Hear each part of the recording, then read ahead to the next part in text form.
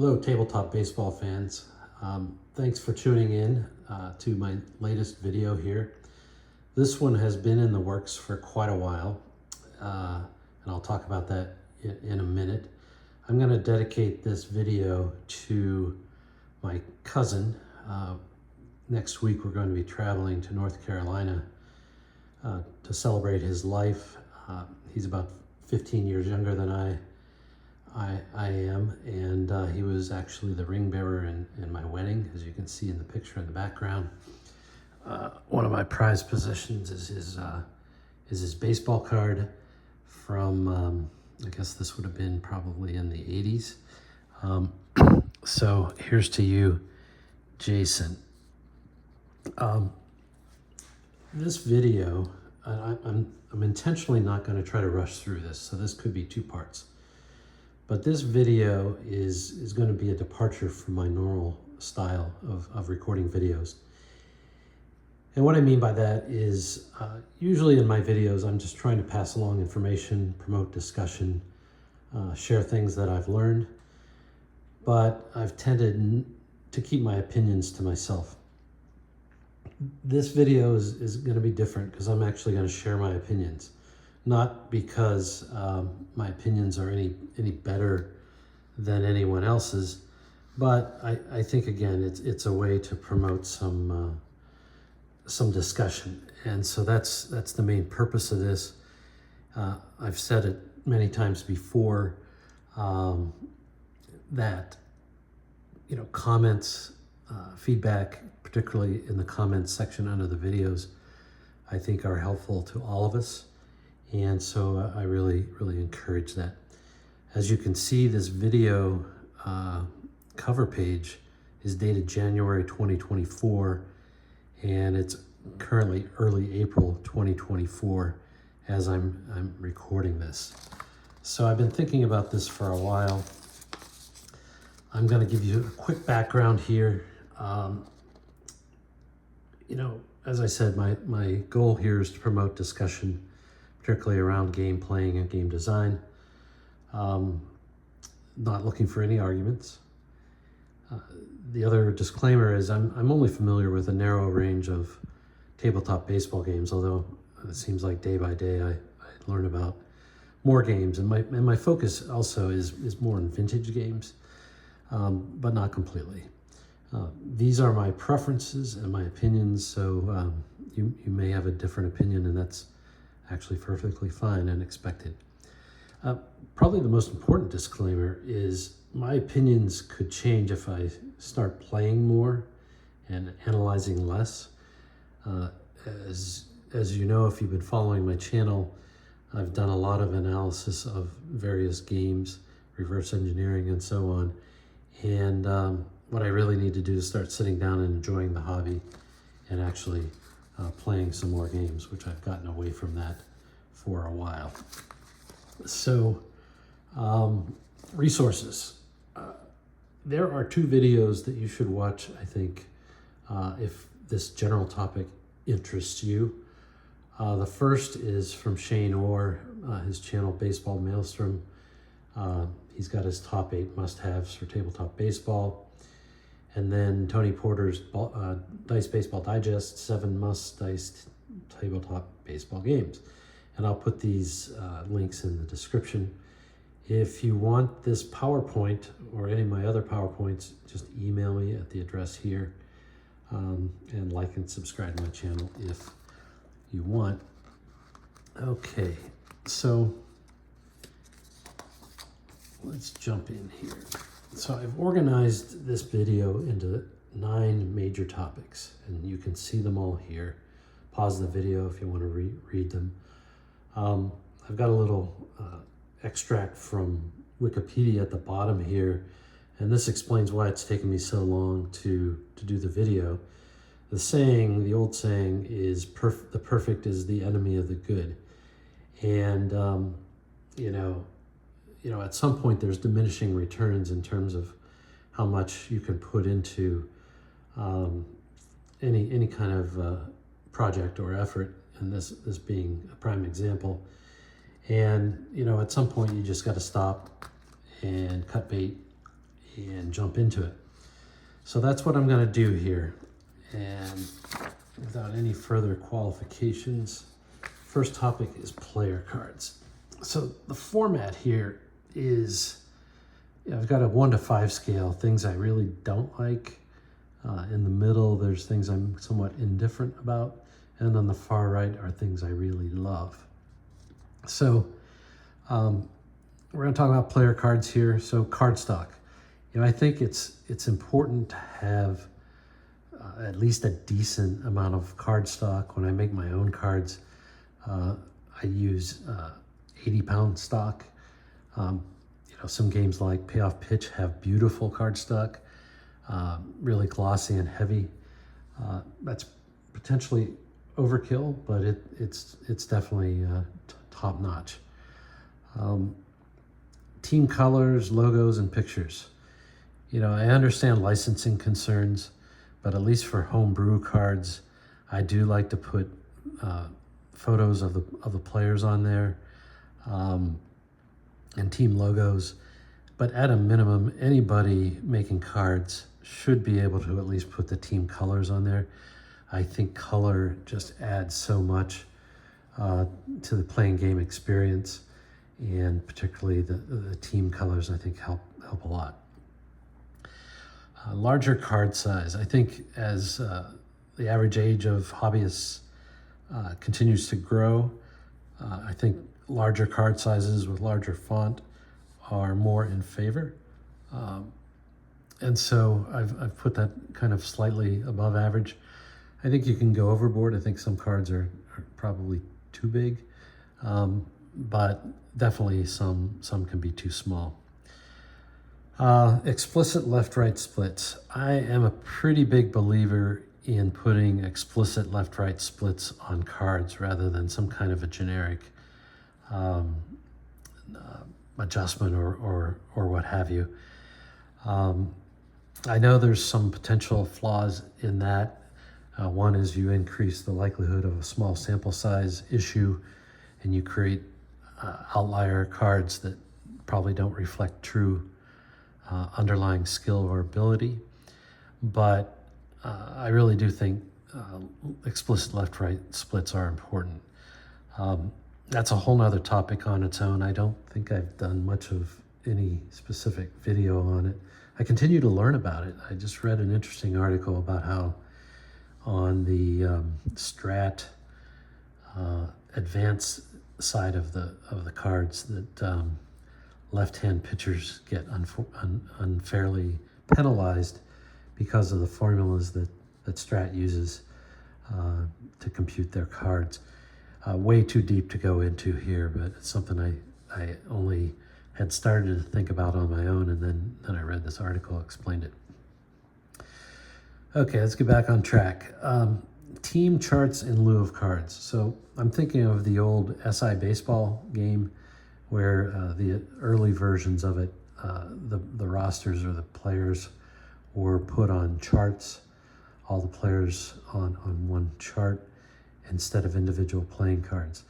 I'm kind of indifferent here. I've played with both. I can see some value in either approach. I actually sometimes split the difference. So in sims that I have that have individual playing cards, sometimes I'll pull out a baseball card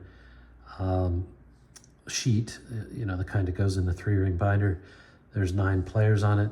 I'll put all 9 players in the holders of that sheet in order of batting order, and so I do have a sheet, if you will, but there are individual playing cards. And then if somebody is substituted, I just pull the card out, put the different card in, and there I have it.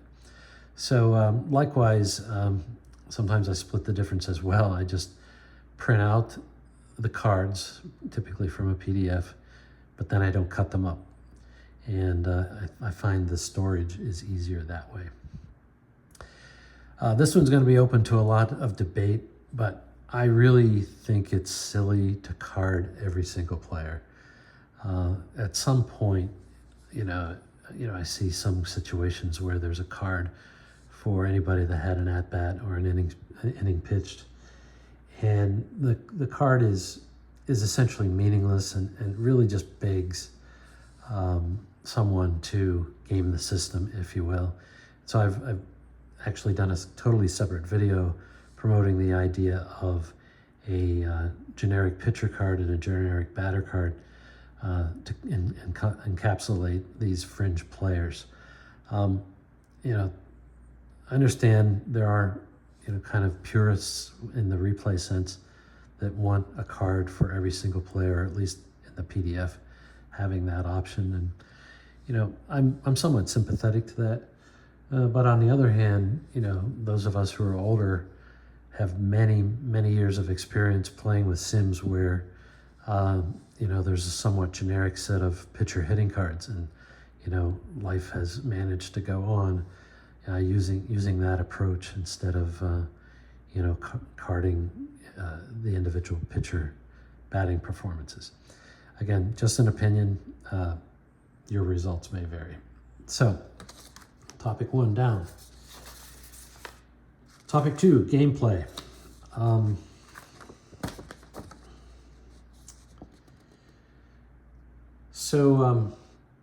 Computerized. You know, I've ranked that kind of low, but to be honest, it's a function of really not having played many computerized baseball games. I think my concern there is that it would just become a click fest, and I wouldn't be really engaged in the game itself. I would be more of an observer than a player. Nothing more to that rating than that. So conversely, cards, dice, and charts are pretty high on my list. That said, I've spent a lot of time, and you've seen one of my other videos, I've spent a lot of time building electronic dice rollers. I think they can help, but I do think they somewhat take away from the game experience as well. Maybe I'm just old-fashioned. Similarly with helpers, you know, I did the same thing. I put helper tabs on some of these dice roller spreadsheets that help look up results and so on. And if you have a small footprint on your desk or something, this can be helpful, no pun intended. But it may take away from the experience a little bit. Although, you know, people tend to not like looking things up on charts if it becomes excessive. And that's, I think, where the helpers can come in. Electronic scorekeeping. I like the idea. I've been experimenting with a lot of different things, including there's a product that's being developed. It's free. It's called Green Fox score sheet. It's based on Excel. You know, I think keeping stats is important to me. Even in a casual game, I like having a score sheet. I don't mind doing it by hand, but really where I need to do more work is just to figure out how to convert or transfer the scorekeeping into some kind of good stats package. And so I've been playing with iScore, and I've got kind of a little league set up for my own sim, and it's ready to go, but I haven't learned whether or not it's real easy to capture that scorekeeping data and put it into some kind of summarized form. I know there's a lot of other options out there. That's not the purpose of today's video. Fast action cards. So, you know, I think statispro was one of the early games to use fast action cards. Payoffpitch has them. There's a few others I can think of. I kind of like fast action cards, particularly if it helps in lieu of a bunch of chart lookups.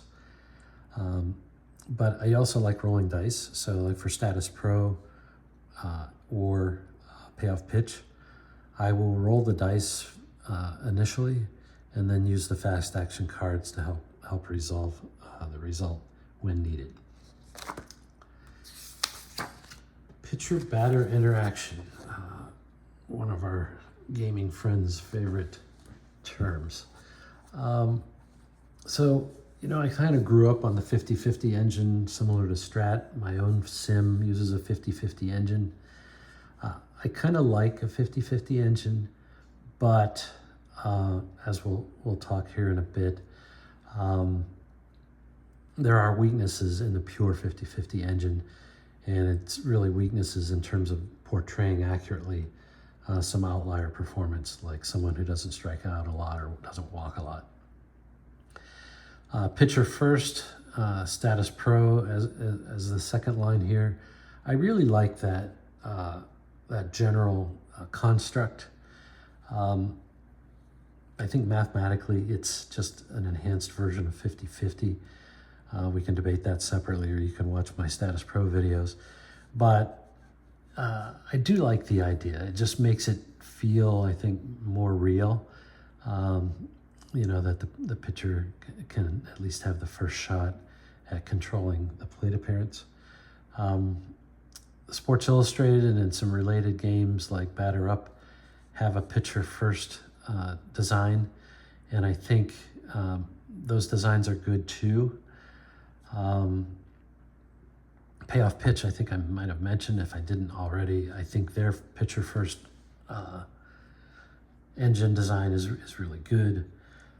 There are integrated approaches, and there are several. The one that comes to mind is replay baseball or maybe inside pitch, neither of which I have studied much or played, but essentially right up front you are integrating information from the pitcher card and the batter card in order to derive a result, rather than some either or approach like Strat or some sequential approach like Payoff Pitch, let's say. And then there's Batter First. And there's the apba Basic, and then there's the apba Master Game. And so I've got two baseballs here. And, you know, apba is growing on me, and I intend to actually play some apba as time goes on. But I would say I'm not a fan of the basic game in the sense of the pitching, having basically 4 basic pitching grades, technically 6 maybe. I think the master game with the 30 gradients of pitching and some of the other, I guess, customization codes that come with pitching brings it up, I think, quite a few notches in terms of desirability. Again, not much more to say on that. That's just kind of indicating preferences. Miscellaneous features. So what do we have here? So clutch batting, clutch pitching. I've rated that pretty low. First of all, I think it's been statistically proven that there really isn't such a thing as clutch batting or clutch pitching. If you've seen comments in under some of my videos, there is one of my viewers who talks about the importance of reflecting runners in scoring position, performance in a sim in order to get the results right. And the 1969 Mets are the poster child for that. I get it. Not gonna argue the point, but in general, I think just the natural statistical variability that comes with a sim is enough for me in terms of sim design. Bunt for a hit. A lot of people like that. It does not do much for me. The argument against it is that those hits are already embedded in the player's results. Again, if it's not overused, it's probably fine. Ballpark effects. This is growing on me. I'm really interested in continuing to learn more about how ballpark effects are worked into a sim. I think I touched on this in a recent video. I think the challenge for me, at least academically, is if you're gonna have ballpark effects that have much meaning, then you're going to have to somehow make the player cards ballpark neutral. And I'm not sure if all the sims really do that.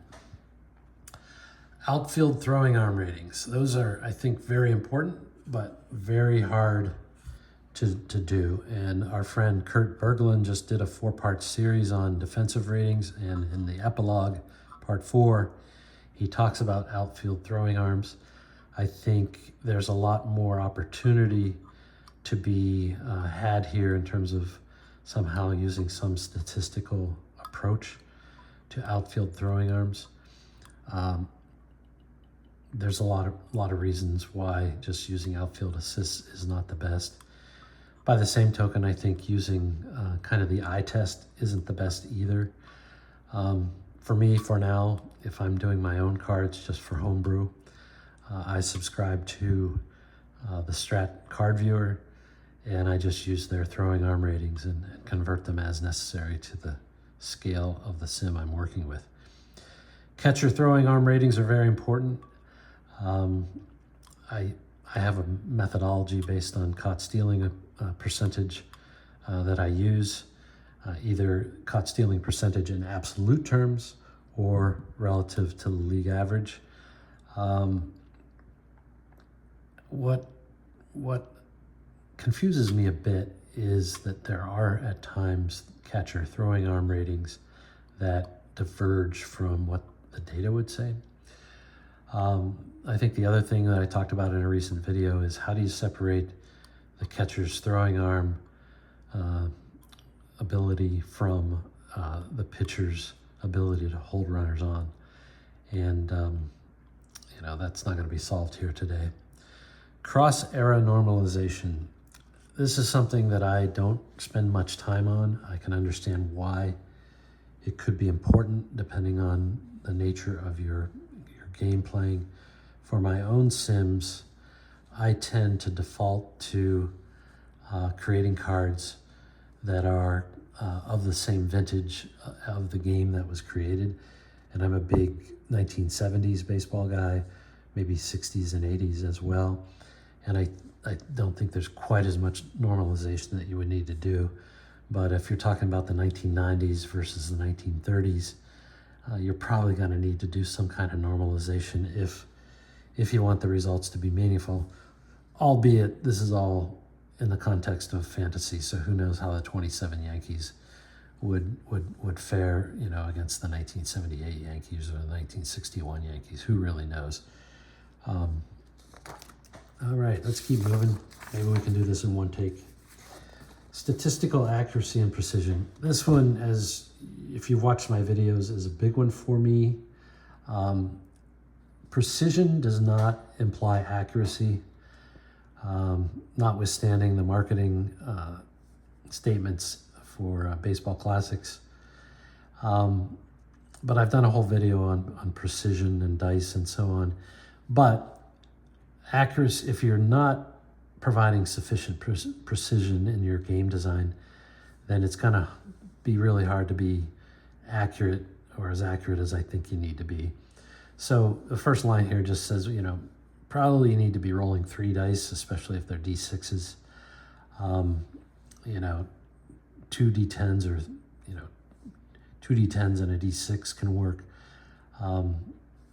Second line, I've done a whole separate video on reflecting pitcher performance, but I think it's very important when you're designing pitchers to, at a minimum, reflect their actual walk rate, their strikeout rate, expressed as a percentage of plate appearances, properly reflect their batting average against, and at a minimum, as far as extra base hits, have some mechanism to influence the number of home runs that they give up.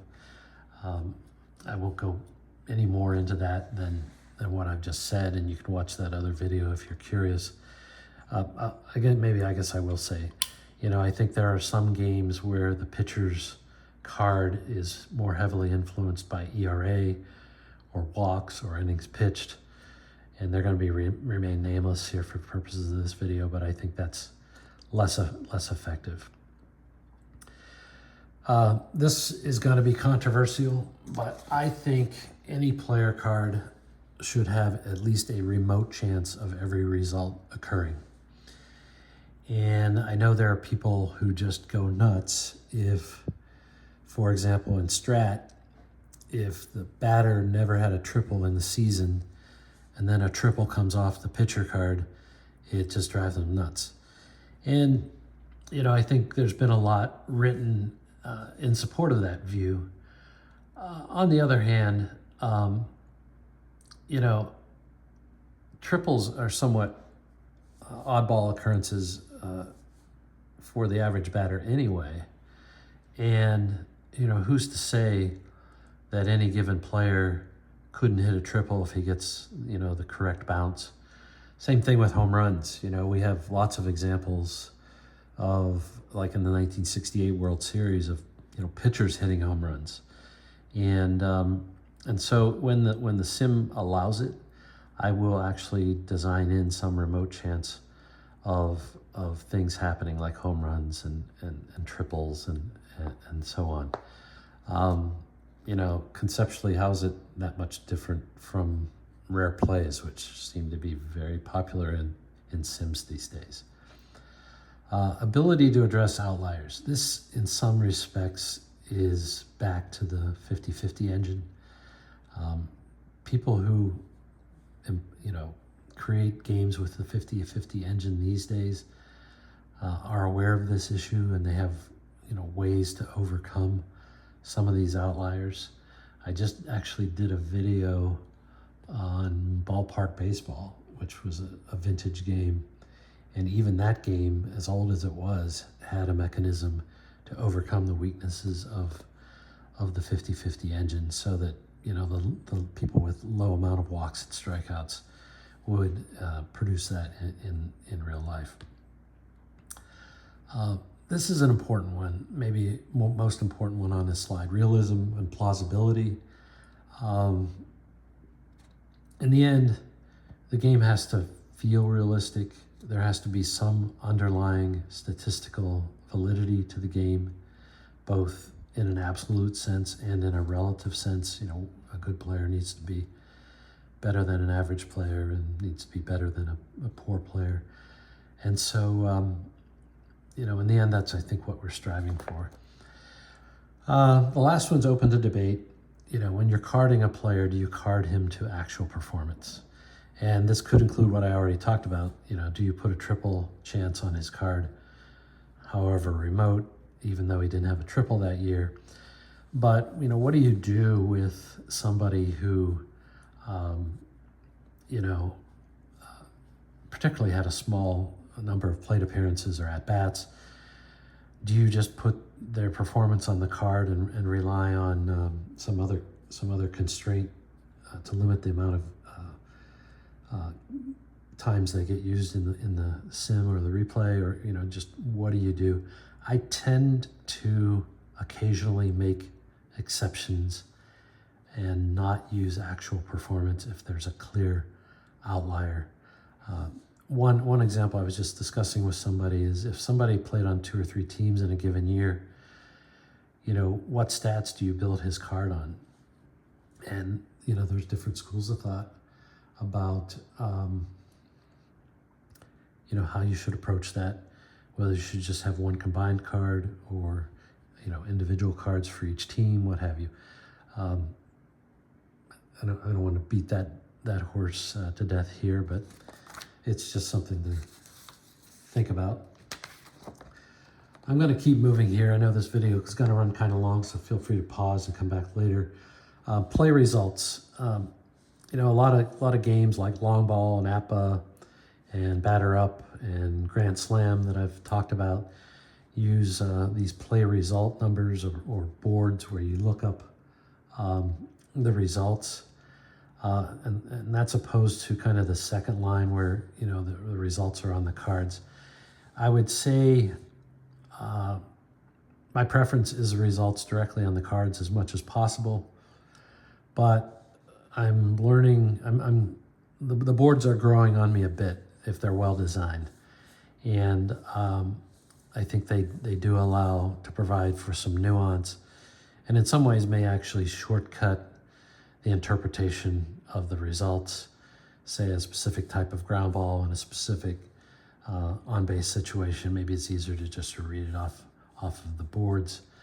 I didn't put it on here, but now that I think of it, I had room for it. To the extent that there are card patterns in certain games, whether it be strat or apba or whatever, I would say I am not big on consistent patterns. I think there's some advantage to scattering the results around and making the cards feel unique from player to player. The counter argument is, I think particularly for a game like apba, is having a certain result number and a certain dice roll number makes the game go quicker, makes it easier to compare one card to another, notwithstanding the fact the stats are on the cards these days. So I don't have real strong opinions on that one. Maybe that's why I didn't even put it on here. Rare plays, I think they can be interesting. It definitely adds a lot of character to games. I think it probably can be overdone, but it's definitely in vogue right now. So I put that slightly above middle in terms of my preference. Lots of math to resolve. So, you know, I'm a math guy, or at least I claim to be. And that said, I really don't like doing math in my head. And so if you have to do a lot of mental arithmetic to come to a result, or even in an example I've shown before where you have a game whose engine is built on 4 dice that you have to add up to come to a dice roll number, I just think that's not the best design. Now, you know, I'll give you some exceptions that maybe if you're trying to do a rare base runner advancement or a complex stealing calculation like in Stratomatic Advanced, maybe the math is worth it. A lot just depends, I think, on your preference and what you're trying to get out of the sim. Manager decisions. So I think there's a balance here. You know, I tend to do solo play, and so the decisions that I have to make, I'd actually prefer most of them be automated. But if I was doing head-to-head play, I think more manager decisions is better. I think one of the challenges with manager decisions in solo play is, you know, how do you be quote-unquote fair, or how do you not second-guess yourself when, you know, when you've made a decision and then a result comes out. And I'm thinking of like a close game and play at the plate. Do you send the guy? Do you not? You know, things like that. Stealing and base running. I've done videos on stealing and base running, including one just this week on base running ratings. I am a big believer in separating base running and stolen base ratings.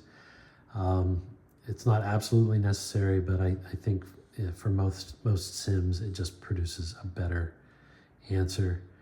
I think I said this in my last video. I would also prefer that one of the 2 ratings be a number and one of the 2 be a letter, just because I think it's, you know, get less confused when it's that way. The decision about advancing extra bases, this is very similar to the manager's decisions on the prior page, but I think one of the things I was thinking about is I've been studying the vintage game long ball, and I like the idea that a lot of the extra base advancement is built into the boards. And not only that, they've built in varying outcomes depending on the running rating of the player. So, you know, the decision really isn't there, but the dynamic of whether the extra base is taken is a little more clear than just some binary result. Automated stealing, I'm not a big fan of. I think stealing should be a manager decision for the most part, or I guess just to get to the point, whether it be long ball or apba, having the stolen base be determined by the play result seems a little odd to me, and I think appa Master Game went ahead and made it more of the manager's decision. So that's fine. It's not the end of the world, and quite honestly, when I'm playing solo, I don't necessarily steal all that much anyways, and maybe I'm influenced by the modern interpretation of whether it makes sense to steal or not. Next one is a jump mechanism or a lead mechanism, and I'm starting to become a huge fan of this. There is a whole separate video on that, so I'm not going to talk about it much here, other than, you know, I think that's very, very useful, I think, for more realistic base stealing.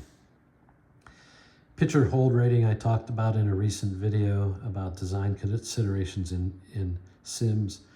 I'm somewhat indifferent of having a pitcher hold rating. I think part of the issue is, again, how do you separate that from the catcher's arm rating? How do you measure it, which I found a way to measure it. And then the last thing is auto manager, which kind of gets back to the manager decision that I talked about previously, but specific to base stealing and particularly base runner advancement. I'm starting to get the sense that I like that to be more automatic and less of a decision. Okay, we're in the home stretch. Sorry about that, Jason. Defense and error mechanics. So, again, Kurt Berglund just did a great series on defense in baseball sims. I've done a few videos as well. I like the separate range and error ratings. I just think at a fundamental level, that's kind of important. The only thing about defense ratings in general is, you know, one way or another, no matter how it's implemented, I think the pitchers need to be rated defense neutral. If you're going to really have a good sim that's going to be useful for things like cross-era play or draft leagues or what have you. Clutch defense ratings, you know, I actually have rated that a little higher, but there are certain sims, and I'm thinking of maybe statispro and maybe batter up, where there's just a basic defensive rating, and then it gets supplemented where the really good players get a little bonus. And I think in certain sims, having that kind of supplemental defensive rating, whether you call it a clutch rating or something else, can be useful. It's not as sophisticated as something like Stratomatic Advanced for sure. Too many error checks. That one does bother me. I think there is a flow to the game, and it's a real question, you know, what's the right balance of defense in a sim in order to be realistic, but also to enable gameplay. I'll give you an example where I think there are too many, and it's with statispro. It seems like you're at least preliminarily checking for an error quite often, and that just seems to be too much. I've heard criticisms of games like payoffpitch where it's too infrequent, where, you know, a typical defense check on the pitcher card might be 2 chances out of 36, 1 out of 18. So that's not too frequent, maybe only 5% of the time. You got a game like season ticket baseball where 1 of every 6 plate appearances goes to the defensive check. It's not as cumbersome as it might seem, but there's a balance there. Team-based defense. There are some sims like the original appa or the original Sports Illustrated game where the team defense was really how you determined whether errors occurred. I don't think that really is ideal, but depending on what you're looking for in a sim, it might be okay. Position-specific putouts and assists. I don't know that that's all that important to me. While I do tend to keep stats in general, I don't keep defensive stats. So, you know, whether the ground ball was to the third baseman or the shortstop doesn't matter that much to me. The last thing I put here is whether I think in a sim the infielder should have some specific double play or pivot rating, and I think that's an interesting idea. I believe it was Grandslam that I analyzed recently that had a separate double play rating. You know, I think it can be useful, but there again, how are you going to separate that from the pitcher's ability to do induce double plays or what have you? Probably an okay to have, but not a necessity. All right, last one, pitcher fatigue. I just did a video on pitcher fatigue, so maybe this is redundant. You know, Strat uses an innings-based endurance factor to determine generally when a pitcher's eligible to be fatigued. I think that's okay. What I am gravitating toward now is a batter's faced endurance factor, and you can watch my fatigue video and see what I've done there. Certain games like statispro use a reduction factor for fatigue. I think that works as well. The one thing that I am not a fan of, but I know a lot of you are, is a pregame stuff roll. And so that will determine other things being equal, whether the pitcher is on his game that day or maybe really prepped for a good performance that day, or just not on his game that day. You know, I think games like History Maker Baseball have that. They also have it for just the general team momentum and things like that. And personally, I think there's enough statistical variability just playing the sim straight up that this is just one more variable, particularly if you're doing a replay. This is just one more variable that you really don't want in your sim. Continuing on the fatigue topic, I think, more of becoming a fan of gradual fatigue instead of immediate, at least in terms of the fatigue consequences. While it can be immediate in real life, I think it's equally possible that pitchers start to become ineffective and then they become increasingly ineffective. And so statispro Advanced, for example, has the pitcher losing 1 grade of the so-called PB number for each batter faced after the reduction factor has been exhausted.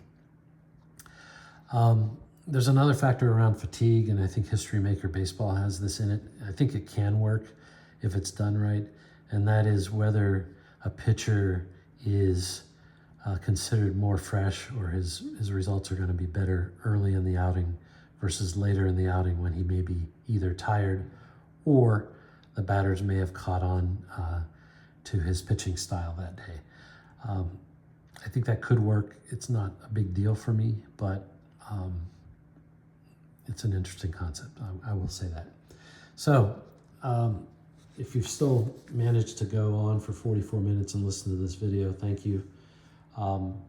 Again, appreciate any comments.